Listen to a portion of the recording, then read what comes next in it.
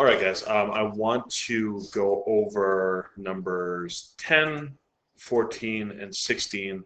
It's from the same sheet we were doing the other day. Uh, what I want to focus on today, though, again, I don't. It says proofs. I don't need a formal proof right now. Okay. What I really want to explore is the properties of diagonals in parallelograms. Okay. And so let's start by talking about this first one. Asks, given these 4 points, prove ABCD is a parallelogram but not a rectangle. All right. Well, let's talk about what we can do with the diagonals there. Okay. So if we have any parallelogram, and remember, a rectangle is a parallelogram, a rhombus is a parallelogram, a square is a parallelogram. Okay. If we have a parallelogram, what we know is that the diagonals bisect each other. Okay, they kind of cut across, right? And what did we find out? We found out that essentially this, hold on, oh, I broke, oh, there it is, okay. That this part right here is congruent to this part right here, and this part right here is congruent to this part right here, okay?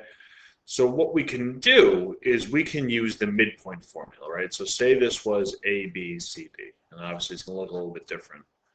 What we can say is the midpoint of AC should be at some point in here. If AC and BD have the same midpoint, it's a parallelogram, okay? What do we know about a rectangle is that not only do your diagonals bisect each other, they're the same length. So it takes this a step further, right? The idea that, yes, they do bisect each other, but these are all the same length, right? And that was true for rectangles and therefore squares, because squares are a type of rectangle.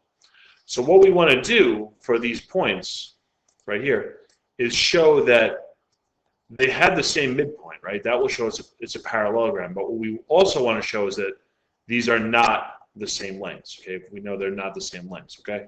So notice on all these problems it says the use of the grid is optional. So they give you a grid. You don't actually have to use it. In fact, knowing what you guys know now, and you guys are pretty well versed in this stuff, you know that this parallelogram ABCD has to be kind of labeled in order, right? So however they choose to do it, whether it's, you know, ABCD, or if it's, I don't know, say ABCD, or if I start over here and I said A, B, C, D, right? You know that they have to be labeled in order. So you know that A and C have to be opposite one another, and B and D have to be opposite one another, okay?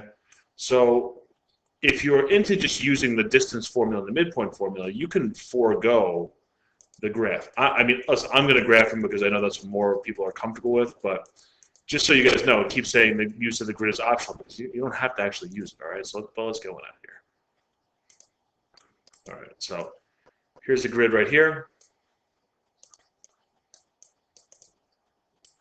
Okay, and we have these points. I said -2, 2. So -2, 2. 6, 5, 1, 2, 3, 4, 5, 6, 1, 2, 3, 4, 5. 4, 0, 1, 2, 3, 4, 0, and -4, 1, 2, 3, 4, -1, 2, 3. Okay. Now look, does it look like a rectangle? No, it definitely does not look like a rectangle, right? This for sure is not a rectangle. And again, using some other methods, could we prove that it's a parallelogram? Yes, you could prove that the sides are parallel, and that's good. I want to focus on the midpoints, okay? I want to focus on midpoints because that's one of the skills we need to have. So this was A, B, C, D. And you saw, even though we drew it differently before, A and C are opposite one another, and B and D are opposite one another because that's how they fall. A, then B, then C, right? And then B, then D. It's kind of that alternating idea, okay? So what's the midpoint? Midpoint of AC, okay? So again, well, we didn't even draw it, right? But we know that there's some line AC, right? Some line AC. Or some line segment right here. And it looks like it goes through this point right here, right? And we'll talk about how we can kind of take a fast forward here. Now notice the slope is -2, 1, 2, 3, 4, 5, 6, 1, down 2 over 6. So one of the things you can do is you could take half of 2 and half of 6. Okay, so half of 2 is 1 and half of 6 is 3. So I could actually go down 1 and over 3, and that's going to be my midpoint. Okay, but let's go ahead and let's do the midpoint formula. If you guys don't remember, the midpoint formula says add the two x coordinates together and divide by 2, x1 and x2, and then take your y1, y2, add them together and divide by 2. You're essentially finding the average, okay? So in A, I had -2 as my x, and in C, I had 4. And over here for y, I had 2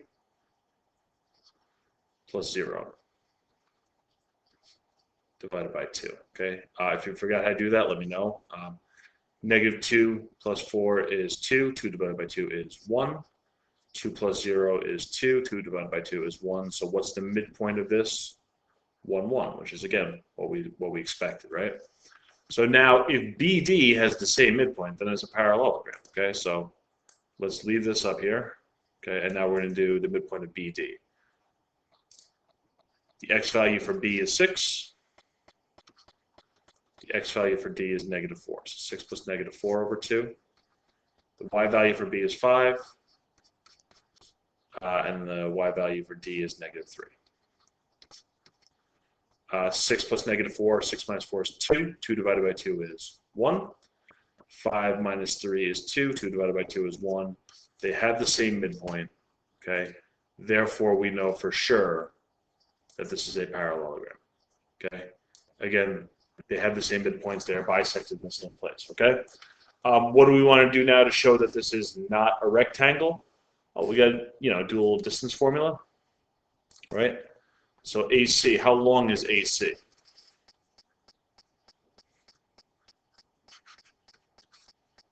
AC, right? Well, again, to get from A to C, right? Let's make a little right triangle. I've got 2 here. I've got 1, 2, 3, 4, 5, 6 here. 2, 6, right? So 2 squared plus 6 squared will equal AC squared. So say AC squared, 2 squared plus 6 squared. 2 squared is 4, 6 squared is 36. Take the square root, and what are we going to find out? AC is equal to the square root of 40. Now, don't even bother evaluating that, because all we have to do is show that BD is not the same size, right? So again, how did we get from B to D? We went over 1, 2, 3, 4, 5, 6, 7, 8, 9, 10, right? 1, 2, 3, 4, 5, 6, 7, 8. So again, we went over 10 and up 8. So whatever it is, BD squared is an equal 8 squared plus 10 squared. And again, it's clearly not the same number, so what are we going to do? 8 squared is 64 plus 100. Let's take the square root of both sides, and we'll say that BD is equal to the square root of 164. So what can we say for sure? Okay, we can say that the midpoint of AC is in the same spot as the midpoint for BD. Okay, so the midpoint, my midpoint for, of course, my midpoint for AC is the same as my midpoint for BD, right? They're the same point. They both have a midpoint of 1, 1, which means that these two things bisect each other, right? That helps us know that it's a parallelogram. What we do know for sure, though, is that AC is not congruent to BD. So what do we know? This told us right here, if the midpoints are the same, that it's a parallelogram. This down here told us that it is not a rectangle. Okay, how are we doing on time? Okay, I know yesterday's video was long, so let's just do one more, okay? So we're going to prove that this is a parallelogram but not a rhombus. This should actually be easier, a little bit easier, because we don't have to do the distance formula, okay? So let's talk about it. ABCD has vertices 2, 3.